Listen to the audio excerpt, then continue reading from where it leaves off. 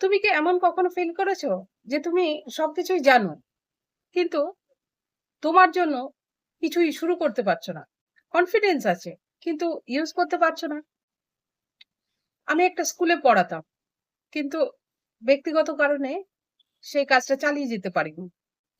তারপর শুরু হলো একটা প্রশ্ন, ঘরে বসে আমি নিজের পায়ে দাঁড়াবো কি করে?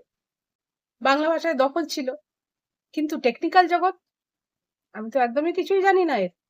তখন বুঝলাম ঘরে বসে কাজ করতে গেলে এই অনলাইন প্ল্যাটফর্মে আমাকে আসতেই হবে, জানতেই হবে এই প্ল্যাটফর্ম গুলো সম্পর্কে, কিভাবে এগুলো পরিচালনা করতে হয়, এতে কিভাবে আসতে হয়।